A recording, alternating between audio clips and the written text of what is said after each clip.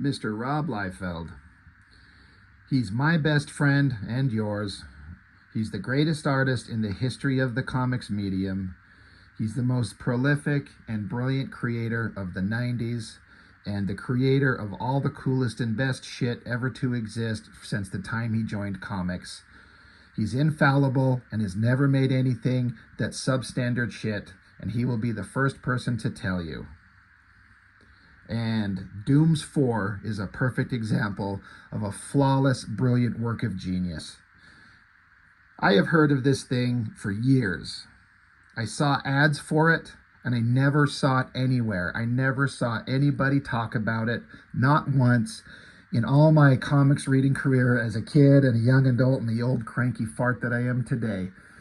I honestly thought that it was never actually wheeled into creation. I just thought it was another project that was discussed and put out there and then just faded away like a bad fart, never to see the light of day. And it wasn't until decades later that I actually found it and saw that it actually was wheeled into reality. DOOMS 4. Boy, this is just magical. This is like the greatest piece of entertainment from Image Comics and Extreme Studios you could ever possibly imagine. I remember seeing the title for it, and it was instantly like, oh my God. It's just his bullshit take on a Fantastic Four thing, right? It's got the number 4. That's nothing. That's not a big deal by itself. But then you put the word Doom in front of it, and there's 4 members. What are we doing? We already have a Superman ripoff in the Extreme Universe, and we have a Wonder Woman ripoff in the Extreme Universe. Why not a Fantastic Four riff? It's not exactly that, but it's close enough to be it's just ridiculous. So I was actually able to get my hands on 4 issues, all 4 issues of this miniseries. If it ever went farther than this, than the 4 issues, I don't know. Like I said, I heard about this, but I didn't think it actually existed. And if there were more continuing series of this, I highly doubt it. Let's just how far can we get through this? Can we do all 4 issues? Probably not. I know that I could. We'll do 1, maybe 2. We'll see how it goes. We'll see how much of torturous journey that we're about to take here. As a cover, it's just 90s. It's like cliche 90s shit that can be considered both charming and stupid at the same time. It's not horrible. It's kind of standard nonsense. A bunch of muscly idiot assholes standing here flexing, screaming, shooting, posing, doing nothing, with probably the worst costume designs in any Image Comic and Extreme Studios book, and that is saying something. I do not mind telling you. Creator and story, Mr. Liefeld, everyone's best friend and everyone's favorite artist. Pencils by Mark Pacella. I had only known about his work from a couple years previous to this. This was printed in '94. To my knowledge, the first time I ever saw his work was when he followed up Liefeld on X-Force. Once Liefeld, he was basically shit-canned from X-Force for forming Image Comics, and so they brought Mark Pacella along to do several issues after he left. And I reviewed them not too long ago, and I remember thinking that I used to hate Pacella's work, and I thought that it was just the worst thing I'd ever seen at the time. Upon reviewing it, it's still awful, but not nearly as bad as I thought that it was, and I feel like there's actually some skills and abilities that he had in those X-Force issues that show that there is a talented artist in there somewhere. Now, his work on this book, there's actually some stuff in here that I think kind of works. It shows growth as an artist. The downfall of this book is the stupid story and the way it's told. The characters, it's all boring. There's nothing there. Nothing you haven't seen. There's no unique hook, in my opinion, to grab you and make you want to know more about these four stupid assholes we're about to find and discover in this comic. Inks by Marlo Alquiza, Danny Meeke, and Art T-Bear. That's a pretty good group of inkers. Interesting to start the entire series out on the close-up of some fucking featureless rock monster. So I'm instantly like, is this bad rock? I mean, it's not, but it's like another character with beady little eyes, no nose, gritted teeth, and stone exterior. Like, this is like the fourth or fifth one. So I'm instantly like, okay, here we go. Oh, aren't they funny? The sound effects, snap, crackle, pop. Oh, that's funny. It's just like the cereal. Like, that's how we're starting the book. So you flip it over, gotta flip the book around. Dooms 4, and you got what's basically like the Thing, bench pressing a bunch of technology or something. And he's grunting that he's gonna beat this thing because he's awesome. And then a couple of children come running in. I guess he's the father of these kids. I would like to know what woman fucked this thing and then let him put babies in her. And the kids love their daddy. Okay, that's cute. I like that. I like kids. I like, family dynamics in comics. That works. It's another kind of indication that it's similar to the Fantastic Four, except stupid. And then this guy who's bench pressing things, and it looks like he's got a thing-like exterior, rocky, crumbly, crackly. Well, apparently he can flex his body around to be, I don't know what. He looks like he's a flowing pile of shit. This looks like diarrhea pouring out of everywhere. And his kids are just coated in human feces. And they love it. So it's just, I'm already like, this is how we're starting this book. This is the opening scene. Some monster bench pressing shit, and then he's giving his kids a ride. Oh, okay. Family dynamic. Great. But then page 4 or 5 that we're on here, then an alarm goes off. We're being attacked. So now we got to get the kids into a fucking safety little porthole. So Rock Monster, his name is Brick. That's his character's name, is Brick. But he looks like a pile of shit. So for me, forever, he shall be known as Shit Brick. He grits his teeth. He packed his kids away because they're about to get attacked by something. So Shit Brick goes running along, and then the storytelling is weird. There's just a laser gun. It's a laser, but it's ejecting spent shells. I don't know what they're firing. It hits the Shit Brick monster, and now he's a pile of flowing diarrhea at the feet of what? This monster thing. Have to give it to Pacella. The design, especially the gun, I think that's looking pretty cool. There's a lot of neat design and technology on it. Then I give points to Pacella for that, but then I'm going to deduct some points for fucking stupid page layout, because I thought that this robotic monster fucking asshole was jumping in with this girl here, that they are both jumping onto the scene together. And it wasn't until I was reading it and went like, oh, this is just panel 1. This is a panel 2. And this girl is part of the heroic team. And she's running from more robotic monsters like this guy. But the way that they bleed together, they're both right in front of us, coming towards us. And in the introductory shot of the bad guy, bad storytelling. So I was like, well, here's a bad guy. Oh, wait, no, it's the girl of the team. Her name is Byrne. Well, her superhero name, her code name is Byrne. Guess what her powers are? Is this another Fantastic Four connection? So you got a rock monster. So that's the Thing, but he can also manipulate his body into various shapes. So that's kind of a Reed Richards also connection with powers. But then you got a girl who can shoot fire. I don't know where the connection to the Fantastic Four is on that one. I'll do some research and get back to you. Page layouts are kind of weird. Robotic guy shoots at her. She dives this way. And then she flexes and her face looks weird and she fooshes, according to the onomatopoeia there. Fire at this guy. And then it's just a close-up of her hands. And then the next page, there's just this weird drawing of just some fucking guy punching his hands into a wall. I'm like, this is another member of the DOOMS 4. He's part of the team. This is how we're introduced to him.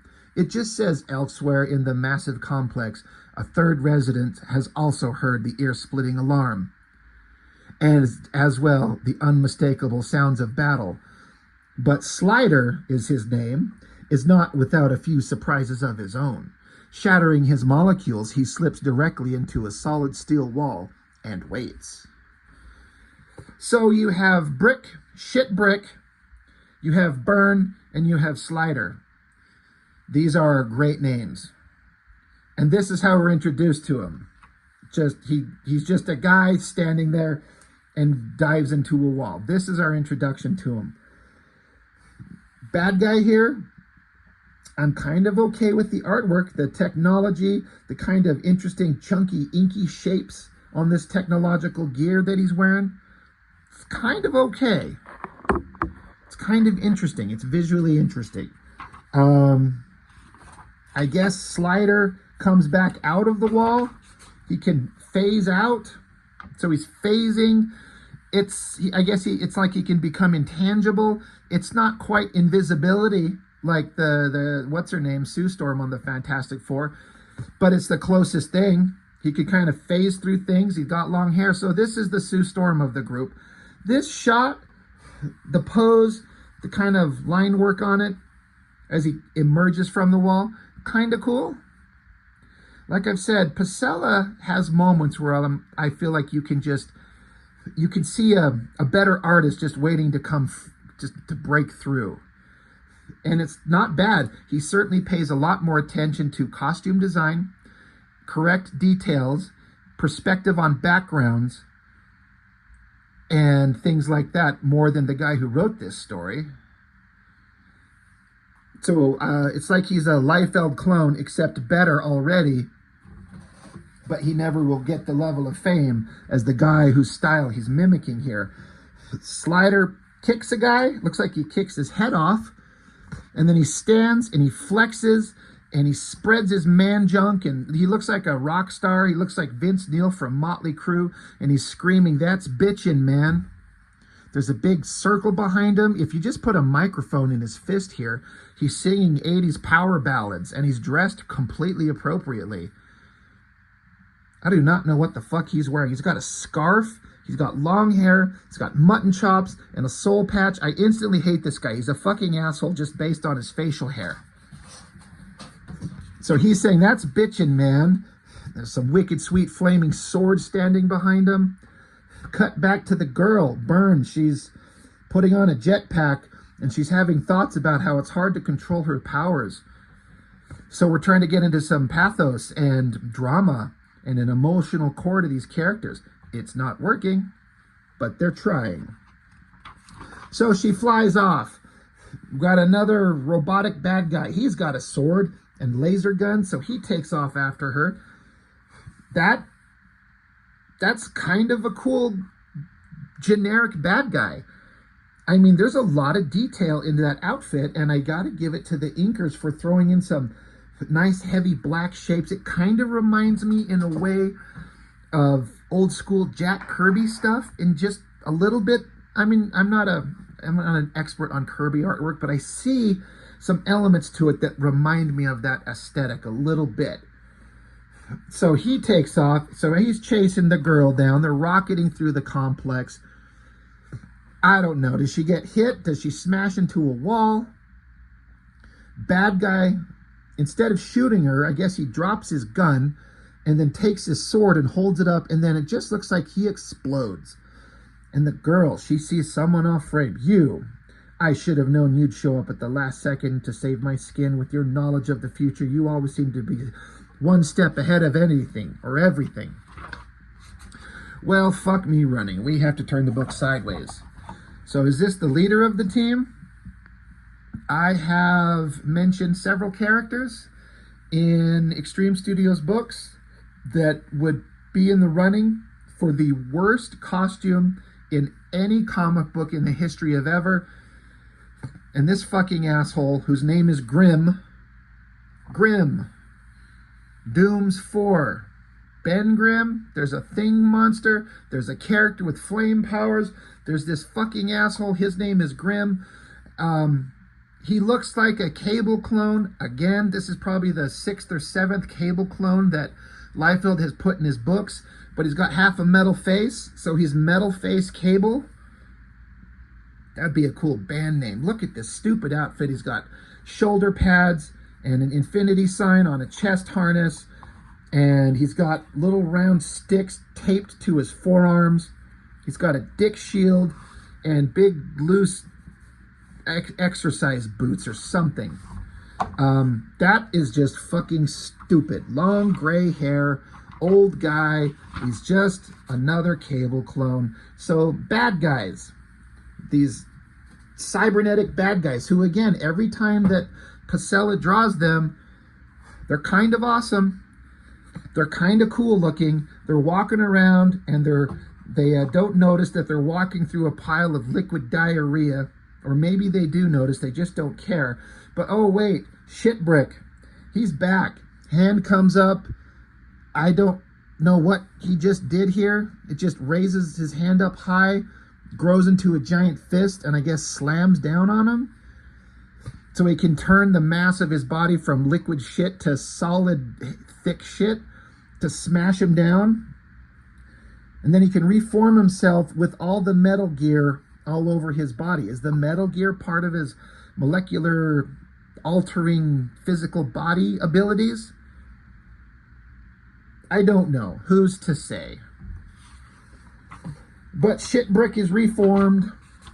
Oh, god damn, we gotta change it. We gotta flip the page over. I once again will shout out Pasella drawing these mechanical bad guys. He put some effort into that. That is pretty awesome. The level of detail and everything in there is very eye-catching. So, to his credit, he's going for it. Once again, as I say, I give him points, and now I have to deduct points again, because you flip the page like this.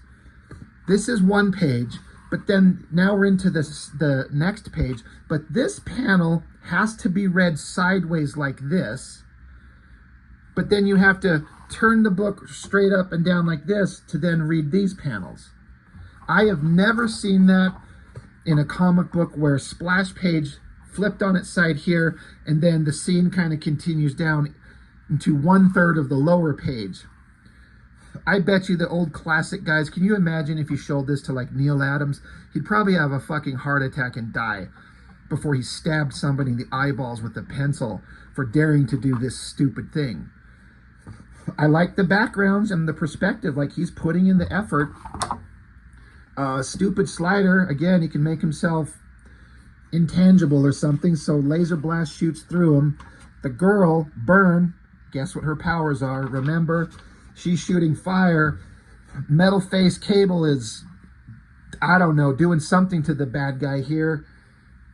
Slider punches the shit out of this bad guy there. They stand around. They pose, they rip in the heart out of the bodies of the guys, and then Shitbrick shows up with body parts from all the bad guys themselves. So our heroes have just slaughtered the hell out of nameless, faceless bad guys. I guess we're excited. I guess we now understand who this team is very clearly. Oh, but at that moment, we get a building with no other buildings surrounding it. It's just this giant structure. It's the Doom Corporation building. And then there are generic bad guys putting down another bad guy who's being punished by the main bad guy. The main bad guy's name is Cyber Idol. Cyber spelled S-Y-B-E-R. Cyber Idol. My lord, please let me show you that I may yet be valuable to your plans. And Cyber Idol, whoever or whatever the fuck he is, tells the other minions to shoot this guy. So they take their guns and blow his brains out. And then we get just a head surrounded by technology. Is this the Doctor Doom of the story? Who's to say? Once again, I am at a loss. He tells his minions to, let's see, for the primary figure in this equation has yet to be set in motion. Prepare Mechamax. Mechamax. So cut to another scene in the Hidden Valley, land of Skull Mountain, the headquarters and home of the Dooms 4. So this is the Hidden Valley, and then there's this giant mountain that's called Skull Mountain because it looks like a skull, and it's the headquarters, get it? Headquarters, skull. So Shitbrick is trying to entertain his kids by making his fingers join into one big giant piece of coiled human feces. They're not having it.